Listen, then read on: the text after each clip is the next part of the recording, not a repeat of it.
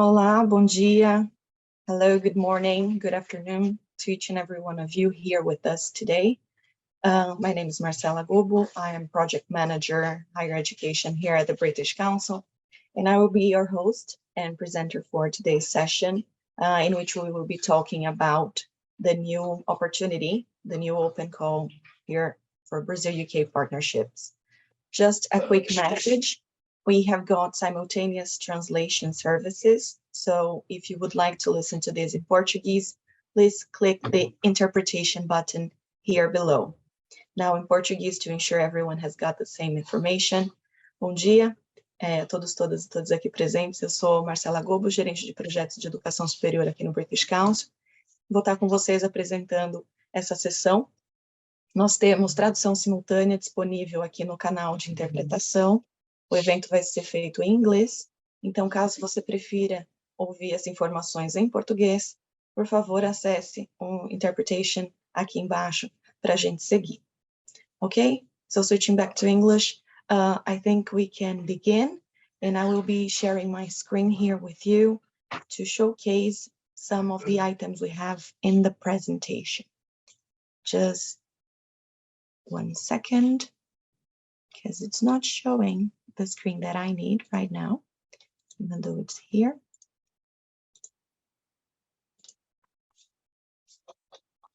Okay, here we are. So I'll be sharing the presentation. I would just like to confirm with somebody here, maybe Mariani, is my presentation showing properly, Mari? Could you confirm that to us? Yes, it is. Thank you very much. So with that in mind, let us begin with a Q&A session for Women in Science Gender Equality Partnerships Grant 2022. This is just to showcase the running order and the setup for today. So I have already welcomed all of you, and in case you are arriving, do feel welcome the same way. I'm not going to be presenting about the British Council and our work, actually, because most of you here already know what we do, but if you do have questions, then we will be very willing to respond. But I'm going to showcase a bit about the Women in Science program, the Gender Equality Partnerships Call for 2021, which is still ongoing, the Gender Equality Framework, which is a publication derived from that, and then we are going to take a deep dive into the current opportunity as well, allowing later some moments for questions and answers, sharing useful links, and showcasing that we still have a couple of days left for clarifications if you guys have any other questions beyond the ones you are going to be asking today. So let us begin here. We have got the Gender Equality Partnerships Call that was held in 2021. This is an initiative that, as mentioned, is part of the Women in Science program. The Women in Science program was started here in Brazil back in 2017-18, and it's something that started willing to bring more women into the STEM areas, so science, technology, engineering, and mathematics. And that started with a focus both on individual and institutional levels, aiming to develop a network, increase partnerships, and then ultimately bring more women into the science areas. As one of the pillars that we have three for this, we have the inspiration pillar, the performance, and then the recognition and influence, which is the latter and the one that the current call talks about. We wanted to support the development of institutional policies and practices that will then enable the progress toward achieving gender equality in science, technology, and higher education institutions in Brazil. So this is the key idea for the Gender Equality Partnerships Call that started as a first effort in 2021. So this was a call that was launched back last year, and it's coming to its conclusion phase now at the end of this year. I trust that some of the participants here present and listening to me now are part of this. So very happy to be here with you again and see your continued interest in our work. This call, the original and initial call 2021, was aimed at funding 5 partnership projects. And the 5 partnership projects consisted of an Athena Swan award holder in the UK and 2 or more Brazilian institutions. We received lots of proposals And we were able to fund not just the original 5 we had, but in the end, we are funding 9 partnership projects. Here you can see the list of beneficiaries we have.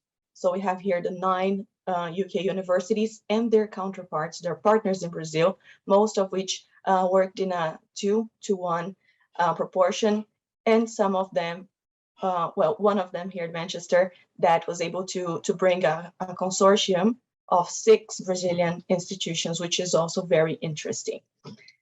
So with this, and with the support and efforts put by these group of institutions and partnerships, the call was able to reach its ultimate goal, which was the development of a gender equality framework for higher education, science and technology institutions in Brazil. As you may have read, we are drawing experiences and inspiration from the Athena Swan Charter, which is very famous and very celebrated in the UK and worldwide in other countries. Following a project that was also held in India, the Gati project, held by the British Council and the Indian government, we saw the possibility of having that for Brazil too. So that was also an inspiration and a spillover of the work that the British Council has been doing worldwide. So what was the deal? We wanted to bring these partners together, Brazil, UK, drawing from the experience the UK partners have with the Athena Swan Charter, its implementation, the application process, which we understand is very specific, very thorough.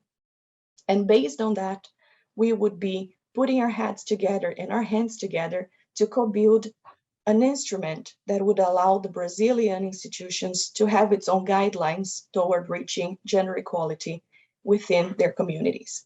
So what happened was, throughout the months that the 2021 call has been in place, we had the opportunity and the support of a Brazilian consultancy, Cuidemos Consultoria e Treinamentos, and the Athena Swan holder, which is Advance AG, our colleague, partner, and supplier from the UK. So these 2 consultancy agencies, together with the 9 partnership projects, were able to draw and collect information so we could create and develop this publication here, the Brazil Gender Equality Framework for Higher Education Institutions, also available in Portuguese.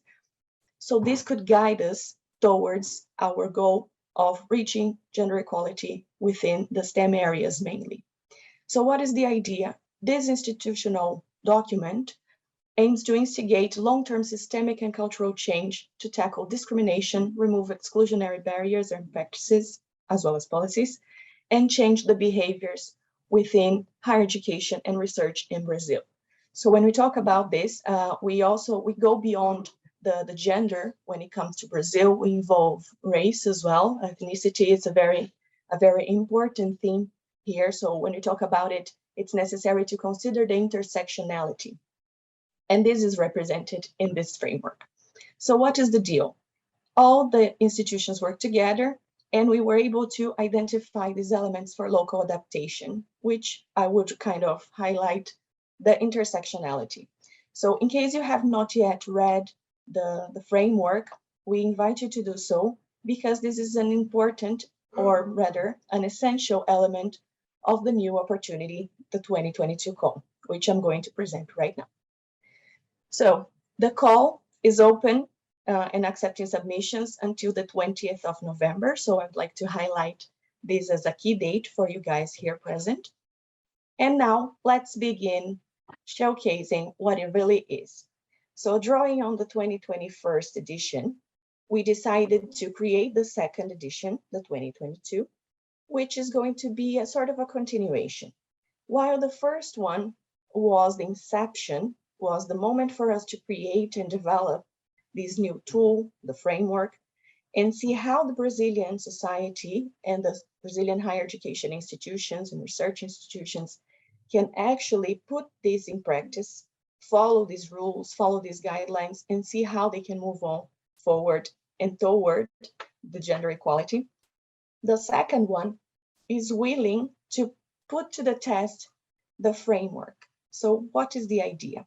It aims at facilitating the partners and the partnerships between Brazil and British higher education institutions, remembering then as we are having Athena Swan Charter and awards as the guide, as the north for our work, it's important that the UK higher institutions are award hold members.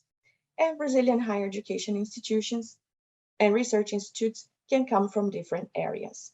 So the idea is that they are going to work together, seeking to develop these policies, but working through the guidelines that are presented in the Brazil Gender Equality Framework for Higher Education Institutions. So it has a dual purpose, sorry. It is to put the framework to the test to see if it requires any kind of adaptation, any items in there that really didn't come to pass, and items that were actually essential and were the conductor of all the work we do, and also to continue on with the development of practices that are going to incentivize and uphold gender equality in Brazil. Ideally and originally, the call will be funding 4 British institutions to work together with at least 2 Brazilian institutions each.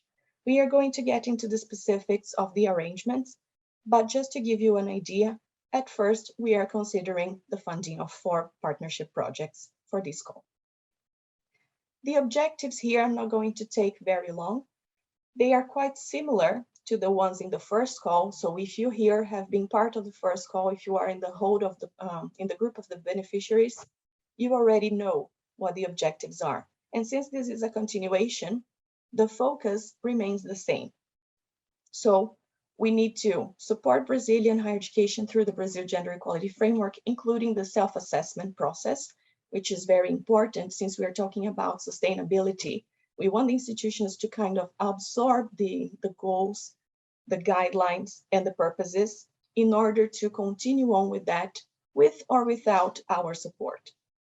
So we can enable the development of institutional policies and practices that are going to support the process and the progress towards achieving gender equality in STEM in Brazil, as that is our ultimate goal, all right? So here we have some outcomes and outputs.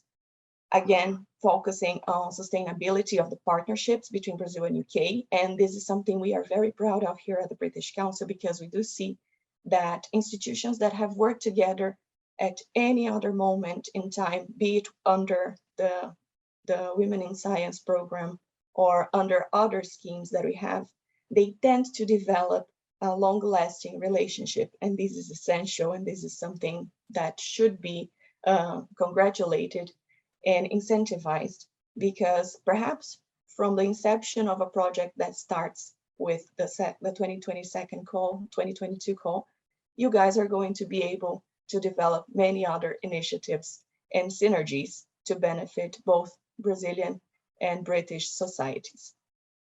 All right.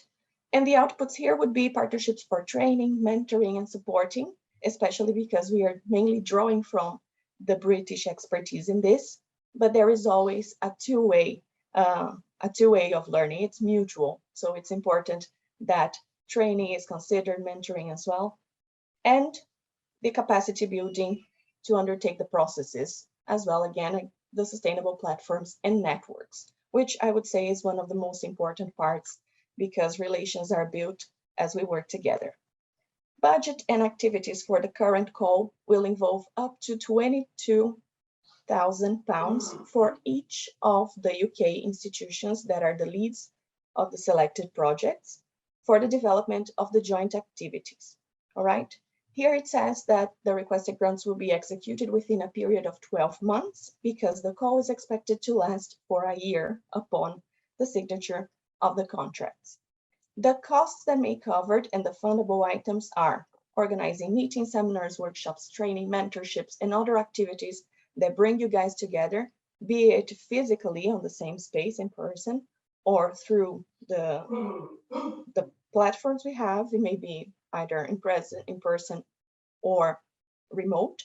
Developing training materials. So if you guys decide to create any other specific, let's say booklet or framework or guideline, this may also be funded.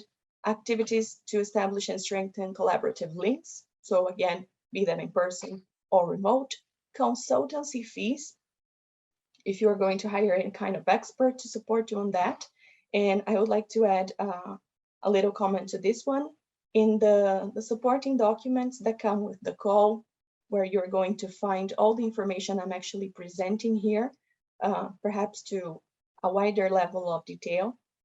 In one of the supporting documents, which is the budget template, you are going to see that consultancy and experts fees, they have a cap, a maximum of 20% of the grant funds. So please bear in mind, read all the documents, be thorough with that, so you can ensure that your budget planning follows the rules that are being applied to this goal. And also, naturally, travel and subsistence costs, which are directly linked to the activities and the operation of the present call. And we understand that this is always a very important part of budget costs, because you guys are expected to travel and meet each other and hold face-to-face activities. And now with the end of the pandemic, or if not the end, the facilitated return to what was called normal life prior to the COVID, traveling is a bit easier again. So I trust most of you are going to be considering travel and subsistence costs when writing your proposals. And one item that is not fundable is administration and operational costs, meaning staff costs are not a fundable item. You will see when looking at the same budget spreadsheet template that there is in the very top of the plan, you will have the match funding or in-kind contributions for this. So as we are not funding these items, it's likely that you're going to be funding this yourselves from the resources within your university or institution. So please remember, when building your proposal and working on your budget, to showcase how much you are investing as an in-kind or match funding from your own costs at your own university.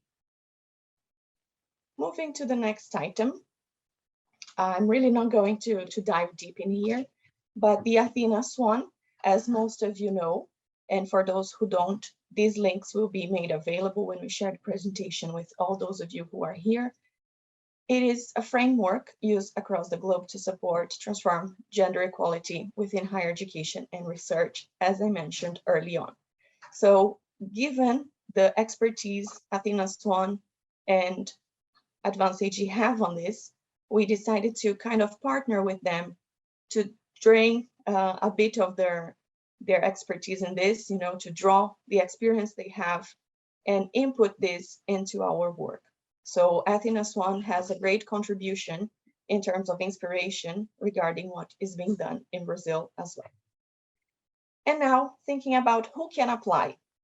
We have to have joint applications from UK higher education, science and technology institutions, which are recipient of any Athena Swan award. So remember that our 3 categories: golden, silver, or bronze. So if your institution or your department is award holder of this, you are eligible to participate. And at the same time, we need at least 2 Brazilian higher education institutions or research centers. All right, this is the minimum. You are free to go on and advance towards wider engagement. And also thinking about, here we say one UK higher education. If you are willing to bring along another UK institution, that will also be very, very welcome. Okay, but this is the minimum. These are the minimum requirements we have, 2 to 1, thinking about having the UK lead as an Athena Swan award holder. Considering the institutions that have already received grant under the first call in 2021, we have a bit more detail to add. So what is the deal? They need to partner with at least one other UK institution, which is also an Athena Swan award holder. So we would have a kind of a co-leadership, but of course, you are going to define which is the UK institution that's going to be the official leader in practice and in terms. So what is important? Having at least 2 UK institutions that are certified and awarded by Athena Swan participating in this partnership. So this works especially for the cases of the 9 institutions that are currently beneficiaries of our call in 2021. They will also need to establish wider partnerships with Brazilian institutions beyond the ones they have. So if you remember the list we presented there, all of them have 2 Brazilian partners, with the exception of Manchester that has 6. And it's expected that all of them, if willing to participate on this current call, will bring along 2 new Brazilian institutions. So for the ones that have 2, it's going to become 4. And for Manchester, that's going to become 8, the 6 current ones, plus the 2 new ones that are being brought along.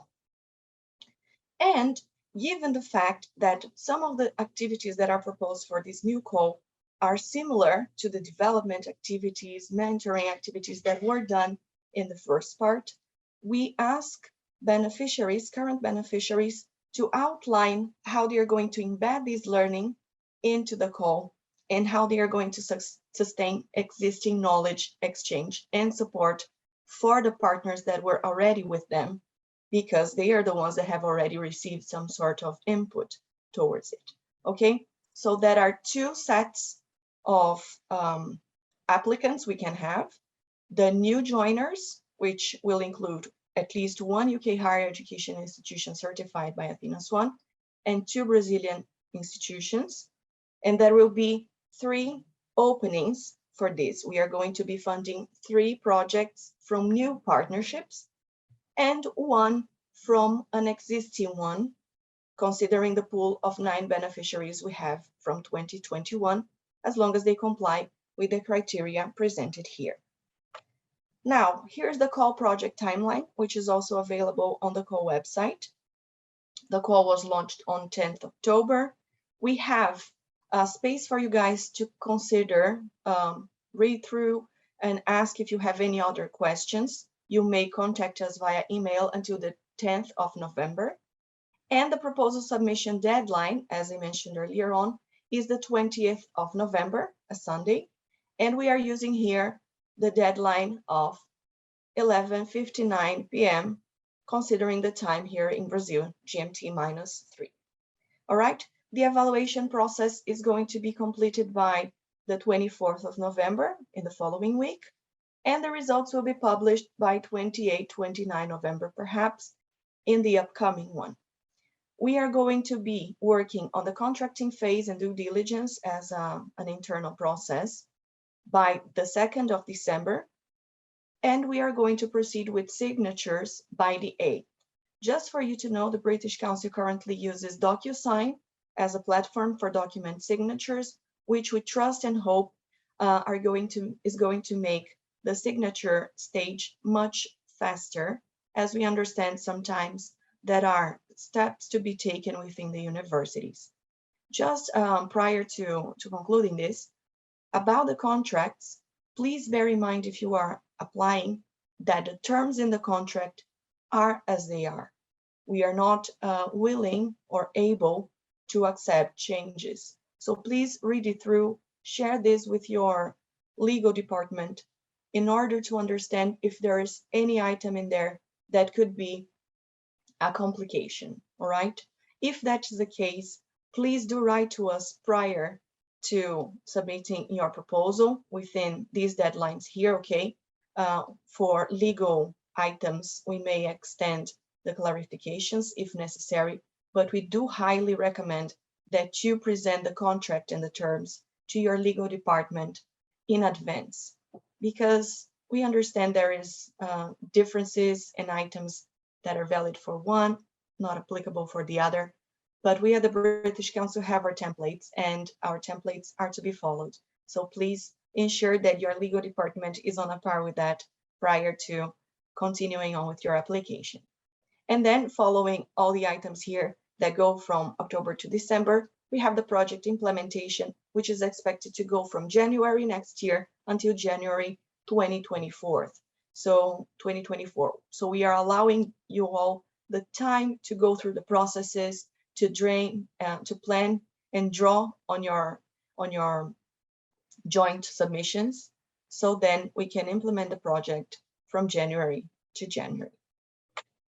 The instructions for submission of your application are also presented on the website, and they are to be done via email.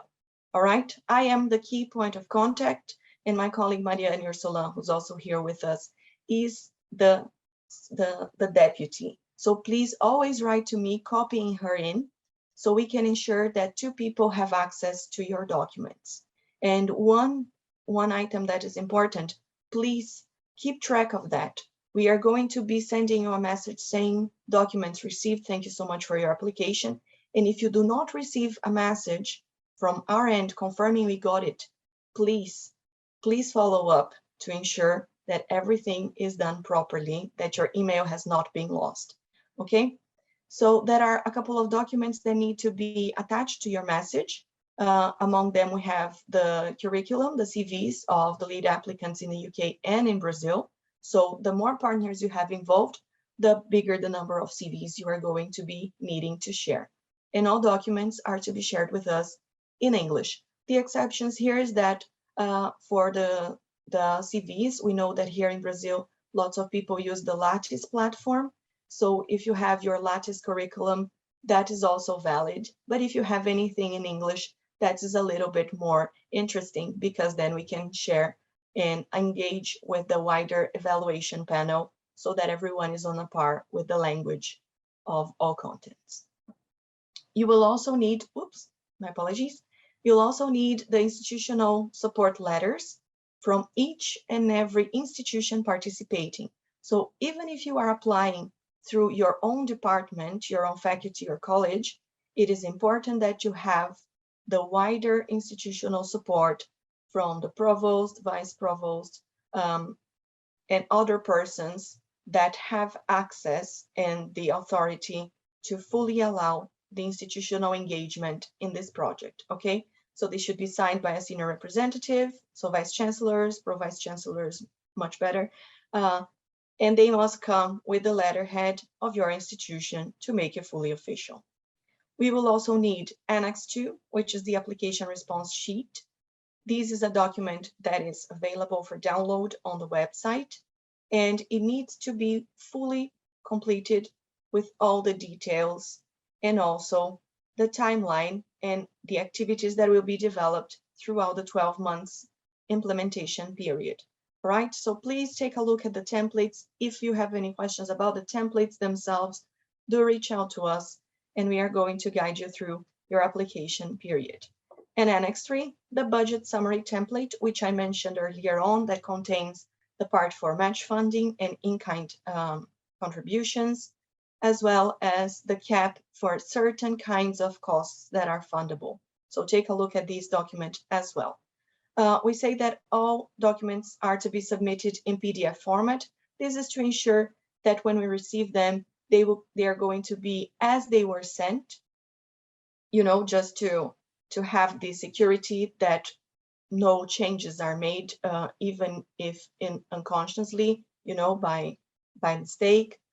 And also, we recommend that you keep a copy of them in the original format, be it a Word document or Excel, especially for this one here, because, oopsie, in case your proposal is selected, we are going to be needing the Excel original to implement and input this into the contract for logical and logistic reasons. Okay, so here we have some useful links for you where you can find all the documentation for the call, the 2022 call in English, the same in Portuguese, just for you to know the supporting documents and the call text itself.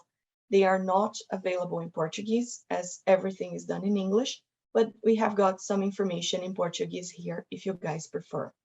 We also have the list of UK institutions that are awarded with the Athena Swan awards, gold, silver, or bronze. They are available here on this link. So if you are a Brazilian institution that is willing to participate but do not have a partner or do not know if your already standing partnerships with UK institutions are eligible, we recommend that you take a look at the list here to ensure you have got what it takes. And if not, you can always reach out to institutions and establish your own partnerships for this specific call. And more about the Athena Swan Charter Award is also available on Advanced AG's website if you're willing to learn about it. All right, and just to conclude, we are going to open and allow questions and clarifications until the 10th of November. So please do email them to me, copying in Mariane or Solan, whose email is listed in the previous emails, in the previous slides. And we are going to be addressing your questions as soon as we can within the period of applications, all right? And also, if you are willing to learn more about the British Council and our work in Brazil, we invite you to sign up and register for our newsletter, which is in Portuguese, here at this link. All right, so with this, I conclude my explanation and my presentation, so we can now come to the questions and answers and hear from you guys and hopefully provide the clarifications that you need. Thank you. Mari, I think we can start with the questions. I can see we have got some activities here on the chat. Lots of activities, actually. That's great to see the engagement of our public. But I think we can start with the questions we have received. Some of you already submitted questions through your application, through your registration, sorry, for this webinar. And I trust some others are popping up here in the chat. So Mari, over to you. Feel free to share the questions with us. Hello, everyone. So our first question is, my department has a Silver Athena Swan Award. I would like to know if we can apply via the department. All right, great. Yes, you can. You can apply via the department, as I mentioned, but it is important that you have full support from the institution for this. So gather a letter of support from your vice chancellor, pro-vice chancellor, stating that the university, the institution as a whole, supports this engagement. So yes, you can do so. Okay, next question is, must Brazilian institutions submit accountability to the UK institution? When they mention accountability, I trust they are talking about finance. Is that correct, Mari? Yeah, okay. I do believe so. All right. Well, if you are the person that sent us this question, do feel free to complement it here in the chat and in the Q&A session. But yeah, this is an important part. As we are going to be transferring the grant funds to the UK institutions, they are then able, yes, to share these funds with the Brazilian counterparts. It's also important that among yourselves, you present and you design your own manners of sharing and keeping track of finance. Excuse me. And it's important that at the end, the UK institution that's leading the project has access to this so they can present the financial reports. So there is no specific guideline from the British Council as to how you are going to do this, but it is essential that you do so if you're receiving funds or if you are contributing with match funding or in-kind contributions. It's important that these be shared with the UK institution for final and interim reporting. Just an additional comment regarding reporting. It's important that the reporting process, be it the narrative and the final, be done as a collaboration, all right? I understand time zones and other tasks may come in the way, but it would be recommended that the universities come together, at least in a session, to share their views and collaborate towards these constructions rather than fully counting on the UK institution to do everything by receiving bits and pieces throughout the process. But of course, this is the kind of synergy you're going to work with your partners, but we do recommend you working together. Next question, please. Okay, next question is, could you explain how the joint application of academics from the UK and Brazilian institution works? I believe they're talking about the previous link, maybe. I agree, Mari. I think that this is a question from Brazilian institutions wanting to know how they can reach out and establish this partnership. We do not have an instrument for this, perfectly saying, but what can be done is, if you are willing let's say your institution, you yourself are willing to participate in this call, what you can do is you can reach out to us here, Mari and myself at the British Council, stating who you are, where you work from, what you are willing to doing, and allow us to share your contacts with our colleagues in Advance AG. We are going to then ask Advance AG support to cascade this information to the award members, saying we have got this opportunity open and we have got the interest from these institutions or these individuals within the institutions in Brazil. All right. I trust that this can be the best manner of matchmaking, and the other way around. If you are a British, a UK university, willing to establish a partnership with anybody in Brazil, you can do the same. Introduce yourself, allow us to share your contacts with our network, and we are going to do so. The difference of reach, if it comes from UK to Brazil, is that we are not here at the British Council, we do not have full access to all the Brazilian institutions. So these may be a bit more, say, concentrated with the contacts we have. And we have Agência Galo here, our supplier for communications, who are going to be supporting us with that too, contacting international offices and trying to get your interest across to Brazilian institutions.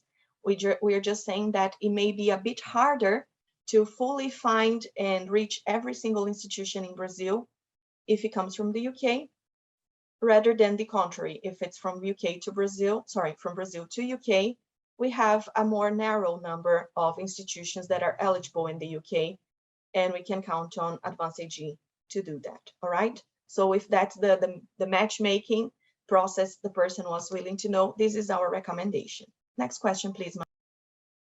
Okay, so next question is, can we have 2 UK partners for continued success of the 2021 project with all stakeholders? Pivotal build on current partnerships. Yes, you can, and this is how you can actually continue as we presented the eligibility criteria. For any beneficiary that has already been awarded grant funds for the 2021 call, you can only continue if you bring along another UK institution and at least two other Brazilian institutions. So yes, this is not just upheld, but it's also required. And for the new partnerships, there is no impediment for you to start a new partnership with 2, 3, or more UK institutions and more than 2 Brazilian ones.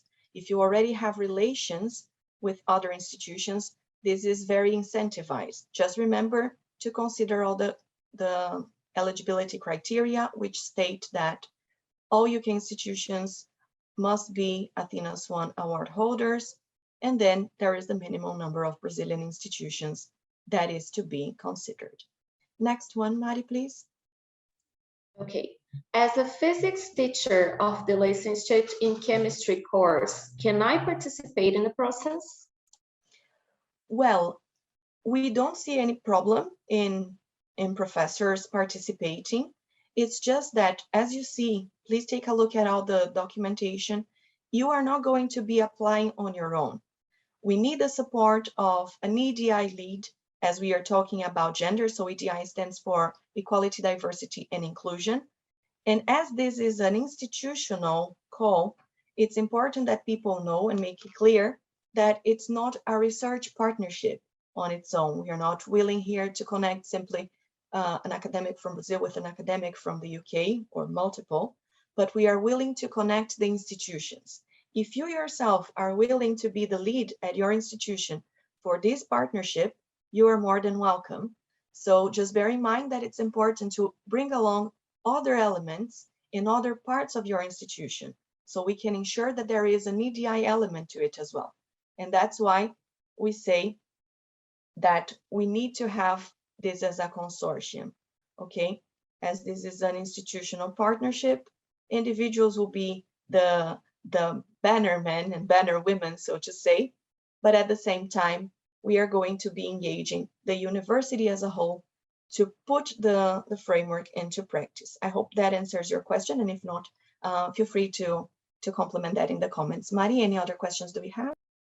We do have some questions from the Q&A session here. So next question is from Laura Richards. She asks, did I understand correctly that the staff costs are not at all eligible, even those directly related to organizing and delivering the intended activities? This is a very good question, Laura. I will be needing to further investigate on this with our director here, because we understand that in the previous call, there have been funding for some of the activities. It's important that you guys try and find a manner of putting it all into the budget. But what we are willing here to say with the with non-fundable items is that we are not going to be fully funding the work and time of this staff, because sometimes what we have is that people are coming to us and saying we are going to be having a team of X, and this team is going to be working for X days, and this is going to be costing us a certain amount. We understand that at least portions of the work that is going to be put into practice is going to require a bit more of your time than everything else. I'm going to look into it, and I will send an update to all participants in the first call and to everyone here that is registered for this session with this question. All right, so my apologies that I do not have a full reply to that at the moment, but I am going to do my best to provide you an answer by the end of this week. All right, thank you for your comprehension. Other questions, Mari?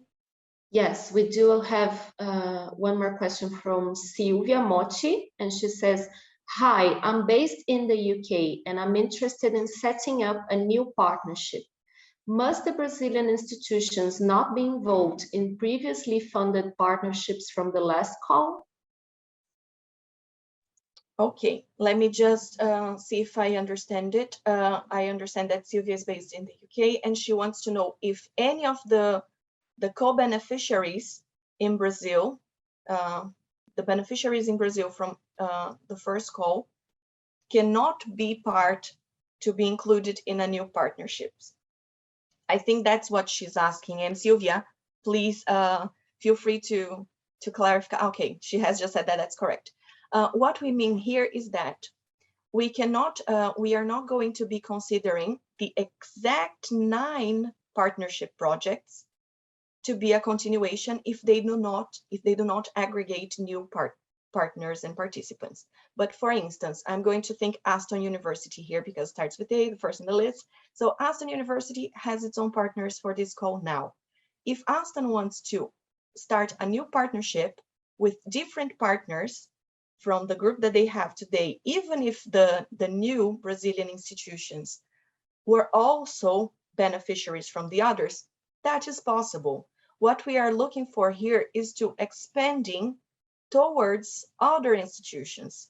In practical terms, it is possible that one institution from the UK that participated in a consortium A builds a new consortium with different institutions in Brazil. That's valid. That's going to be considered a new partnership. And the same holds true for Brazilian. If they were part of any partnership in the first call, but they decide to partner with other institutions in the second, that's going to be considered a new partnership. But it's important that they bear in mind, if it's the same group of people participating, that they, having participated in the first call, have got much more potential to take things forward. It's not as they are going to be starting brand new from a clean plate. You're not starting from scratch. You already have a 1-year development process. And that's why we incentivize the beneficiaries that participated in the 2021 call to expand their horizon and their scope, because they already have a lot of information to share and help co-build with new institutions that didn't have the opportunity to participate in the first call. Mari, any other items? Yes. Carla is asking, must all applicants be graduation teachers? Well, I would like to know which other categories Carla's question consider, but yes, we are expecting people, the representatives and the leads for each institution to be an academic, to be an active member of the institution they represent. I'm not certain if her question may be, for example, a researcher or a student. If you are a student, I would say that this is not within the eligibility. We need somebody that has a formal connection with the institution in terms of their power to also influence the environment. And that's why we count on people to be members of the teaching board or the decision-making boards, so on and so forth, okay? So I think to put it simply, students are not entitled to be part of the leadership, but they are more than welcome to be engaged in the project naturally. Mari, anything else?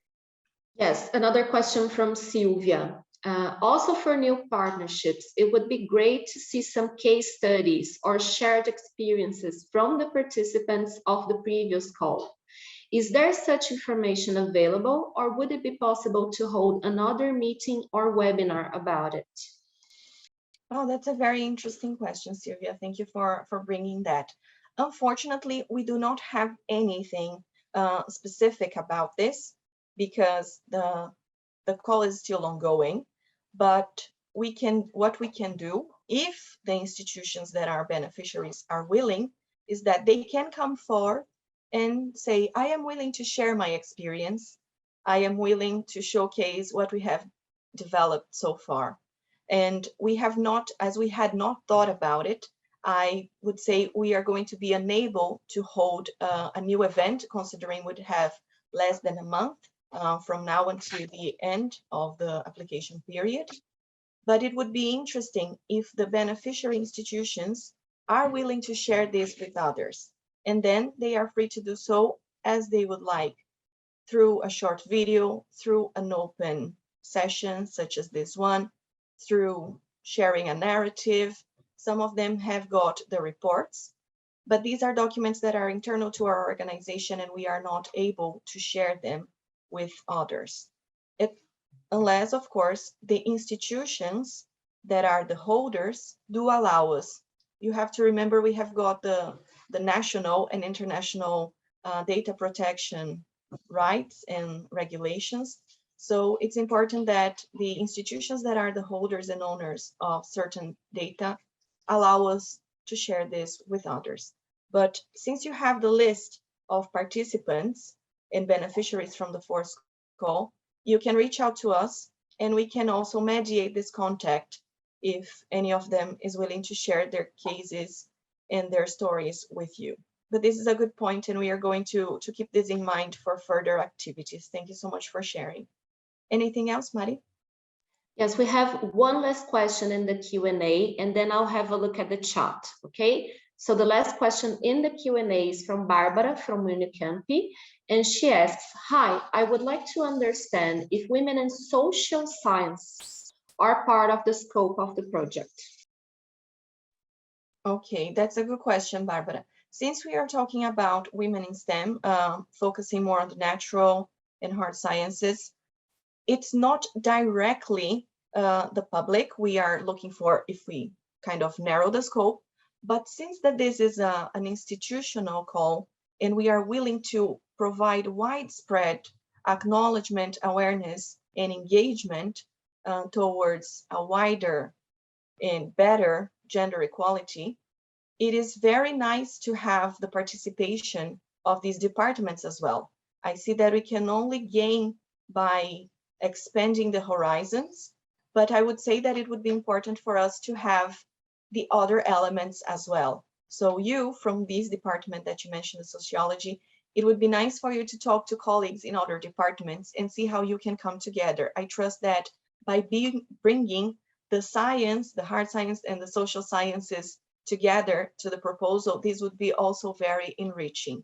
So I hope to hear from you and receive a joint proposal from your institution and of course from everybody else that is present here. We are going to be very happy to see what you have to share with us. Any other questions, Maria?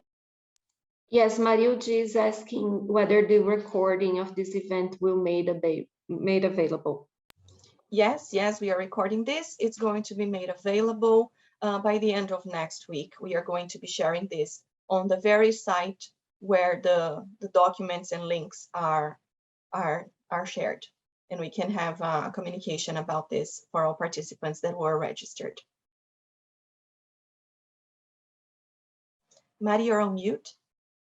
Sorry, we have a question from Komang in the chat. He asks, we took part in the Women in Science Call 2021 with 2 partners. This means that we will be in a different part of the journey with our 2 new partners from Brazil. Are there any suggestions on how to manage this for the Call 2022 project? All right, thank you, Komang. She is a very prominent of the leads here. It's great to hear from the participants. So yeah, Komang, in your case, Liverpool John Moores University alongside the Brazilian partners would have to have these 2 new ones. And I understand your point. You would have the current consortium with lots more information, and the new ones coming, say, starting from scratch. This is part of the application process. It's how you guys are willing and planning on sharing this information, and also moving forward with the team that's already in place for now. So you can think about any kind of mentorship activities that the 3 members of the consortium, the current consortium, can use to share information with the new members. You can plan any other kind of capacity building activities. You can plan and you can share with us whatever you guys find important. Like the sky is the limit. If you want to develop a booklet, if you want to develop a webinar series, conversations, this is up to you. But it's a very important question, because you have to remember that by bringing along new elements, these elements are going to have different levels of knowledge about the same topic that the old elements, say, have. So you are free to design and to plan this. And again, this is part of the enrichment process that a continued partnership would bring. How you guys that already participated are going to be facilitators and sharing this knowledge, and how the new ones are going to benefit from this. I hope I answered your question, and if not, please. Okay, so you have thanked me. I trust it's a bit clearer now, and if not, do feel free to reach out to us. Mari, I can see we have many other comments here. Please share the question. Tariq asks whether bronze award is acceptable. Yes, it is. Any kind of level of award is accepted. All right, we have no distinction whether it's gold, silver, or bronze, as long as your institution is currently an award holder.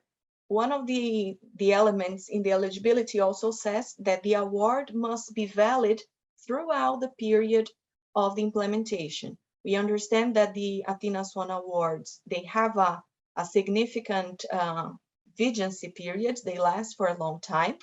But if your institution is currently on a transition in which the Athena Swan Award may expire, we advise caution in that and explain in continuation how your institution is reapplying for that, if that's your case. But yes, as long as you are an award holder, you are eligible, as long as the award is still valid throughout the project.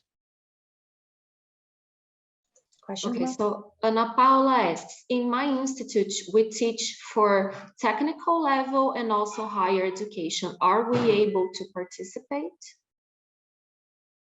I see. I trust what she says. It's going to be more similar to ETEC or other kinds. If your institution does not have higher education, it would be complex, because we are focusing on higher education here. If your institution has a higher education element, then of course you are willing to participate. And if it does have these other elements of TVET, professional trainings, vocational, and secondary school, that would also be interesting to bring to the table. But if your institution is not a research institute, or a higher education institution at some level, you may not be eligible.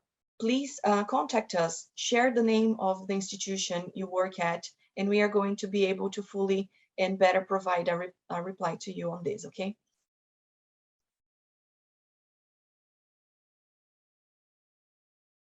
Well, I trust the other messages have already been addressed, and other messages are from people interested in linking to other institutions. If you guys have any other questions, I would like to suggest to submitting via the Q&A. But if you don't, I think we're good for now.